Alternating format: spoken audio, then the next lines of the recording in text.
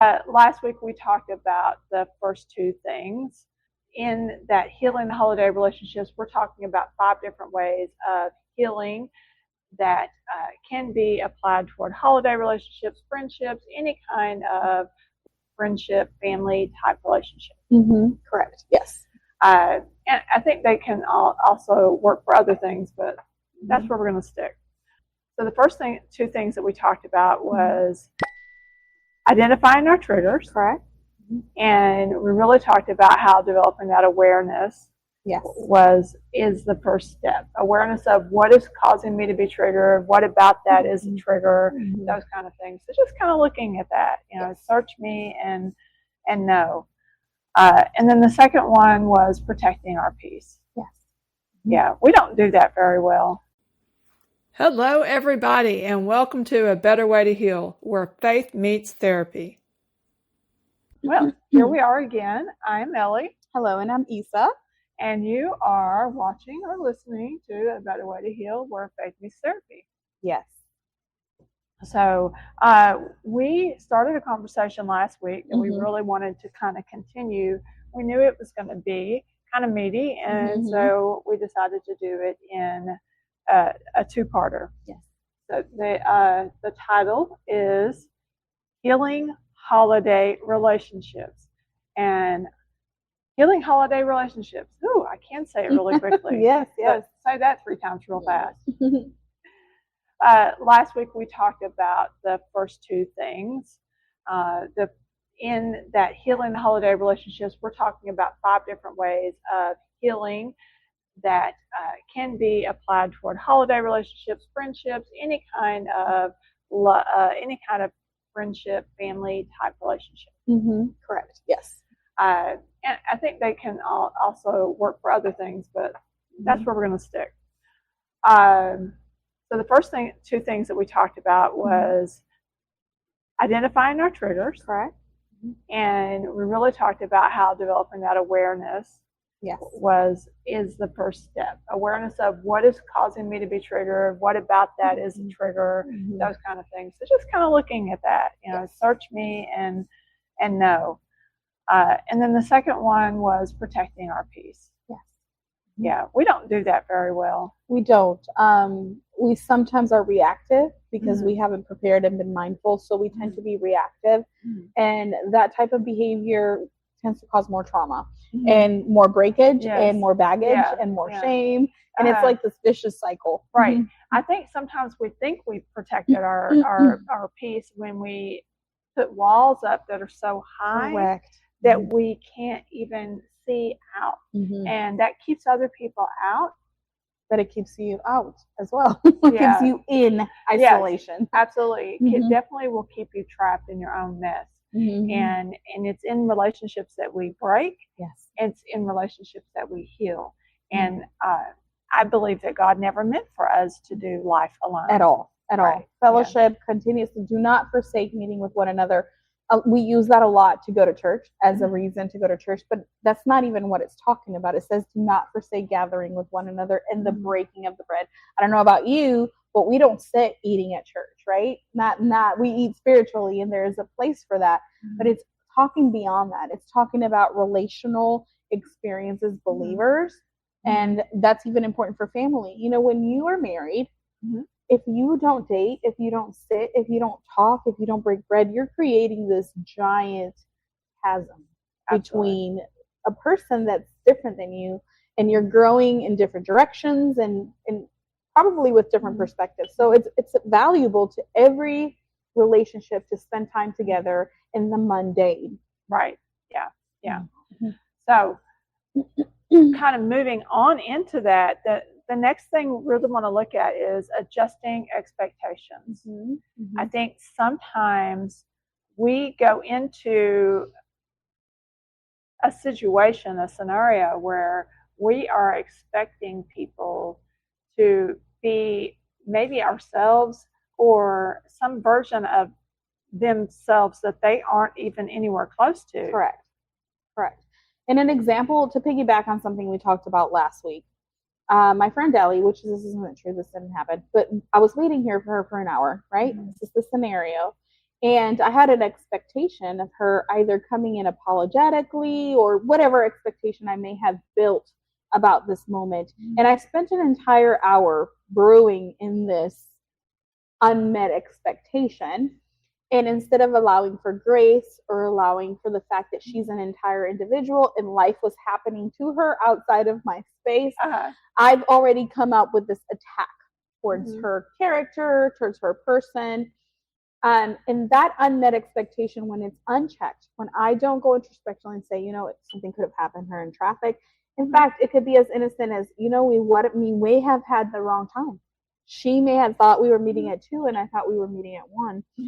Grace, that's actually happened to us before. It's happened to us. Yeah, that one. Yeah. That actually has happened a while back. That was so funny. Yes, that happened for lunch when we were first talking about the podcast. Yes. Oh my gosh, yes, I know, crazy. right? When we were going to plan the podcast. Oh my gosh.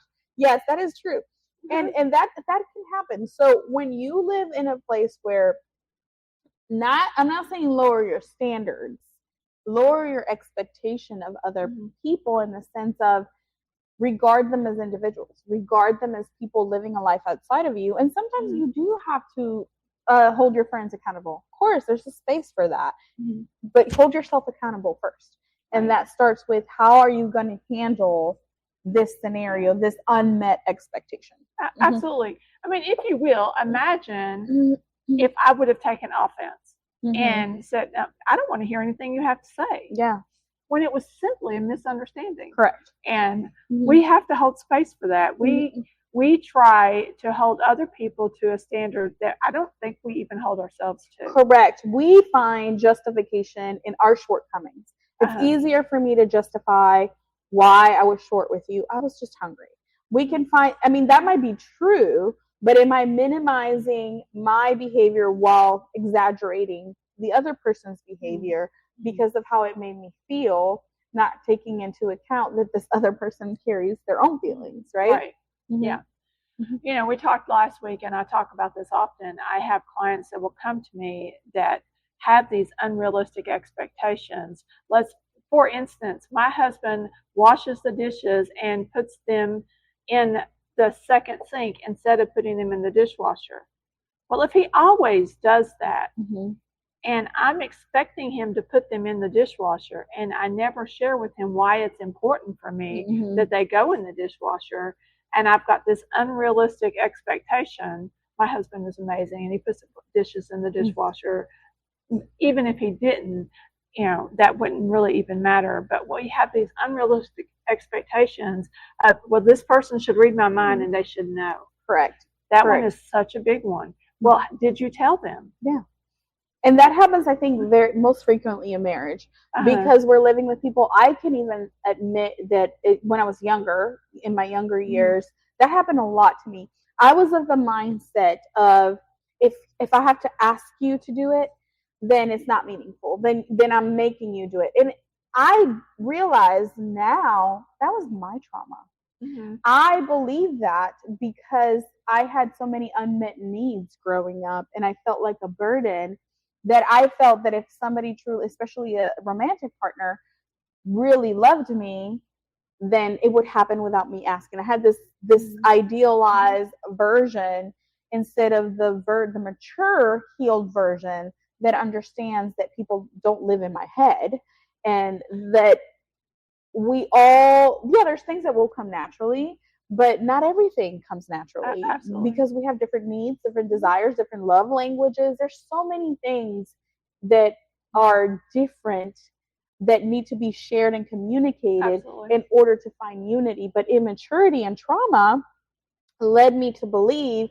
you must not care enough because you didn't know I was hungry and got me food. Like you know, or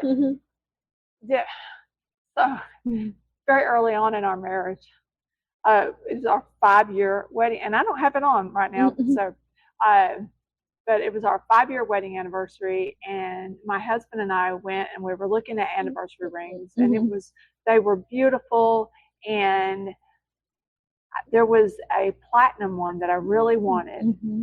I didn't tell him I really wanted that one. I was just like, oh, that one is so cool. I didn't say this is the one I really want. I didn't say this. So, and I'm not very proud of this. Mhm. So I'm not very proud of this.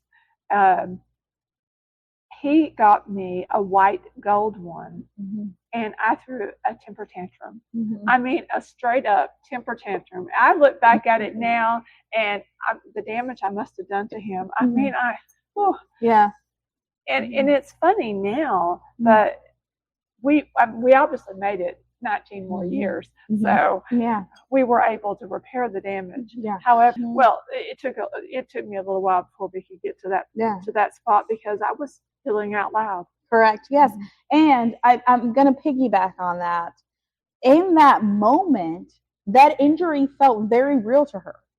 Now, at this stage of her healing journey, she realizes that was damaging to him. But in that moment, it was hurtful to her. How did you not recognize? How did you not know this is what I wanted? Yeah.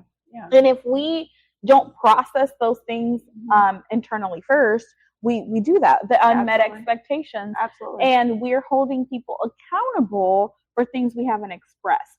And it takes a level of maturity. Now, I think kind of like building on that, it doesn't mean that once you have shared an expectation and a person intentionally or callously ignores something you have said, that there isn't a conversation required to hold people accountable. Right. But what we're talking about is when you haven't shared and you're holding people accountable to things they don't even know exist. Yeah.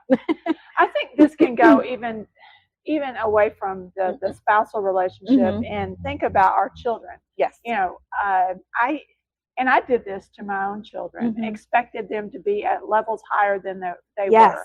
Well, why can't you clean up after yourself? Or why can't you know that you need to do this? Or and we hold people to these unrealistic expectations and that aren't even developmentally appropriate. And well, how come you didn't know that hitting your brother was a bad thing? Well, he might have understood that, but in the moment, he wasn't thinking. He was His playing. Impulse, he was playing. Well, and impulse control. Let's say I got mad. You took my toy. I'm mad, and I hit you because I have no impulse control. We teach them impulse control. We don't teach them how bad they are because of what they did. Correct. Hey, there's consequences to doing this, and these are the consequences. Absolutely. And right now, I'm as a parent giving you the consequence of you have to go to your room for 15 minutes, but life later on will give you consequences like jail, so that's kind of like how you're so right. I still have those revelations to this day, and I have 5 children, but sometimes I think definitely how I parented my oldest versus how I parent my youngest, with the awareness that she doesn't know what I haven't taught her. And it brings me to this platform because it goes back to the ring and it goes back to hurt feelings. Unmet expectations is seeing everything through the filter of you and assuming that everybody is privy to the same information you have that you take for granted as have learned throughout the years because you've been with you this whole time inside of your head and have processed life through your lens. We have to be so intentional and mindful, yes, of ourselves, but of the idea that other people didn't live our life. We did. Right. And we know the things that we know because we either were taught, if we were, or learned the hard way on our own. So, for instance, house chores is a big one. I've been doing it for 46 years of my life. And I know that you empty the bucket before you mop with the old water. You don't use the water that you used before. But we take that for granted and we think it's common sense. When a child has only been exposed to what they've been exposed to, period, they don't learn by osmosis. They don't learn because they learn because you teach. Right, yeah. And that should give us a level of humility as parents and take a step back. Yeah. And it's okay to apologize because I've had to do that. I'm like, I'm sorry that I was holding you to something I never taught you. Right. It's very humbling. Yes. Absolutely. So really, honestly, adjusting your expectations, not to let people get away with things, but just because we're not trying to cause cause fractures, The Word talks about that. And the next thing that we really want to talk about is small connections. When I'm in a group setting, we talked a lot last week about the Last Supper. When I'm in a group setting, maybe not everyone in that group is safe. Maybe Correct. I am, let's say we're at a holiday gathering, let's say Christmas, and not everyone in there is my favorite person. Maybe we create smaller, safe people that we can come to and say, I'm really struggling, and I could use some support here. Yeah. And maybe every time we talk about religion or we talk about politics, things get a little heated. And so just knowing that you have a safe person in the room and doing small activities, or like doing a puzzle together, or we have this fun game that we do every year where we do the gingerbread man. We decorate the gingerbread man. So finding a safe person to decorate the gingerbread man. You don't have to interact with everyone there. Correct.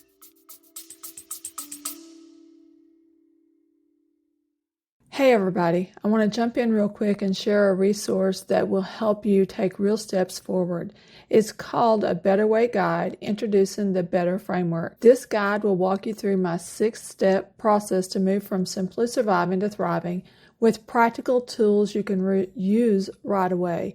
Start your healing journey today at eleanorbrowncounsling.com/a-better-way-guide-freebie. Again, that's eleanorbrowncounsling.com/a-better-way-guide-freebie. There's never been a better time to start than now. And I think also, as she was speaking, and I'm thinking of those scenarios, this is not I'm not calling anybody dogs, but there is a method in training a dog at home where you redirect. For instance, if they're chewing furniture, or when they're puppies and they're trying to nip at you, one of the training methods is redirection. So you have a toy that you give them in replacement to what they're chewing. So you correct, you say no, but then you replace it with something positive that they are allowed to chew, because puppies are going to chew, right? So family setting, in the scenario of a gathering, in the holiday, it might be that when you're sitting eating, it always goes to politics, and that's the sore spot. And I'm using this because of the climate that we're living in, and it's pretty applicable. It doesn't always have to be trauma. It could be current events. So you could feed into that, but you already know it always ends badly because the person bringing it up doesn't have respect or boundaries for differences, right?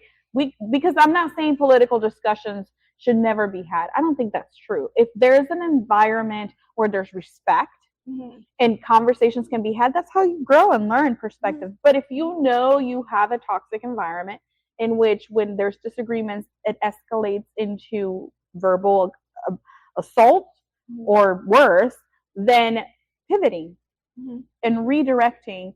Like with a game, for instance, if you feel that the conversation's brewing, no longer entertain it. If you feel confident enough to be the one to redirect the environment by saying, you know what, I remember when we used to play this, we should totally come prepared, come with Uno cards or something where you can redirect the conversation. Yeah. If that person still wants to continue to entertain that, you'll see how the people that are in a state of mind will redirect with you. Right. And it's a way of not even telling the person to be quiet. Just don't engage in political conversation yourself, and then find a replacement to what's going on. Absolutely. Absolutely. Because we really want to, that whole thing of not forsaking being with one another. People are difficult. I say this all the time. People are messy. Yeah. And sometimes I'm the messy one. Absolutely. That's where grace comes. Sometimes I'm the one going through something. Yeah. When I was throwing a temper tantrum, I definitely was the messy one at that moment. So, we can all be messy, but Ecclesiastes really reminds us that when we're alone, we're vulnerable, and when we're together we can fight the battles that we need to fight for in this world. Correct. So, yes, very good, very good. All right. So the fifth one, I bet y'all been waiting on this one, right? Is permission to step away. Yes. Because sometimes, no matter what we've done in all of these scenarios, things are still escalating. So, and it's not failure to have to step away. You know what? Okay, I've had some family time, or I've had some friend time. Now it's time for me time. So now I'm going to take a moment and I'm going to step away. Correct. And I'm going to care for myself. Correct. And in a good scenario, we can go back to the previous one in the sense of redirecting. They started the conversation that ends in nuclear war. You tried redirecting because you don't necessarily want to end family time. You want to essentially heal family time, and this is your way of attempting it. But that continues, that insists, you're being mocked. It's like, okay, all right, well, this was great. It's time to go home and remove yourself. Like at some point, it's essentially like being out in the cold. You're out in the weather and it's freezing. You can put a coat on and see if you can still manage the situation and be like, okay, I can handle it with a coat. We can be here in the cold with a coat. But if the coat is not enough, it's time to go inside and get by the fireplace. That's the same scenario with social interactions. Sometimes you can use buffers that allow you to remain so that you can participate in situations that are important to you. But sometimes that's not enough, and it's okay to seek shelter from that situation. Yeah, absolutely. So, we've really talked a lot about a lot of different things, and I want to recap those five things. First, you identify your triggers, notice what's going on. Then you need to protect your peace, set those boundaries, and then adjust expectations. Not everybody is going to be you. Correct. And create small connections within a group. You don't always have to be, we try to be with everyone, but sometimes we just create small connections, or even connecting points. That's not something that we really talked about. We can explore that one more later, but really connecting points. Maybe sometimes there's something we can connect with instead of the politics. Maybe we can connect with pottery, because I'm always going to talk about pottery. And then, if none of those work, really just allowing yourself permission to step away. Yeah. We didn't talk a lot about shame, but shame can really infest all of these different areas. When we're struggling, when we're healing out loud, sometimes it's because we're dealing with excessive amounts of shame. Yes. Yeah. So, and these environments can be very toxic if I'm still struggling with shame. And I've immediately, that expectations, immediately, what did I do wrong to make Isa late? Yeah. I could really beat myself up. So we really want to make sure that we're addressing our own issues of shame. Yes. And I think when we are intentional without being self-centered, and I mean, like, internalized in the sense of like, okay, what of this is within my control? What of this is coming from me, and what isn't? And deal with that, and then have grace to what's outside of you, and make a decision for you that doesn't put the other person to blame. So, like, to me, that is, okay, how can I respond to this in a way where I am not causing harm? Absolutely. But I'm also protecting myself. And it takes time. It's funny, we talked about this in Bible study this morning.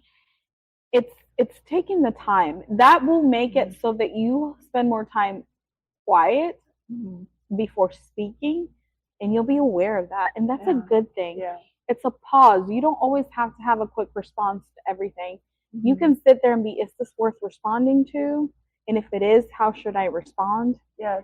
And will this respond bring peace or chaos? Is this a person I know I can work things with, or is this a person that I need to leave alone in this moment because it's not going to result in anything productive? Yeah. And you can do that on a case-by-case basis. Absolutely. Am I even prepared to handle discord right now because I haven't eaten? Right. It might not be a good time to bring that up. It might not. Yeah. And so, and when we're practicing that pause, it's the act of listening. If I'm listening to you, I don't know how I'm going to respond because I'm actively listening to you. I want to seek first to understand. And that's where a lot of our miscommunication comes, because a lot of times you're talking and I'm, I'm going to respond to that. Oh, that's digged on that one.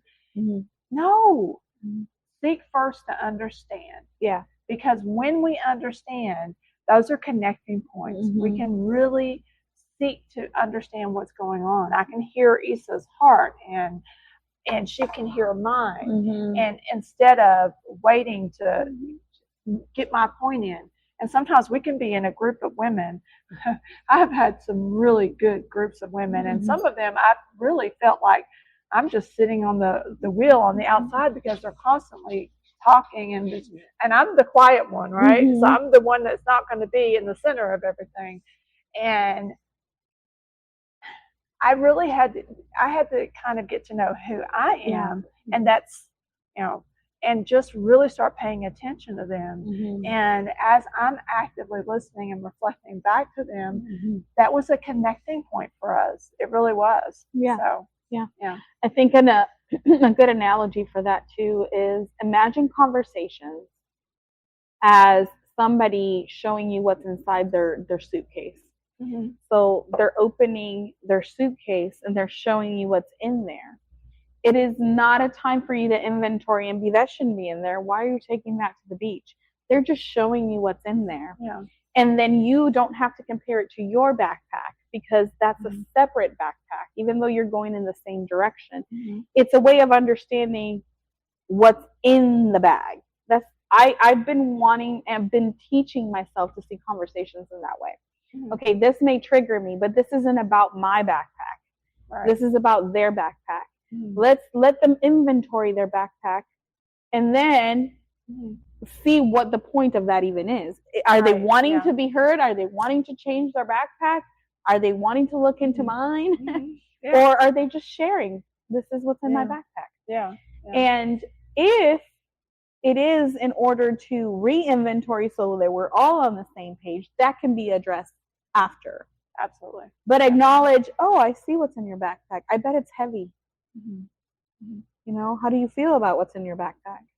Is there something you still want there, or is there something you think you need to get away? Because sometimes people don't want anything but to tell you what's in their backpack.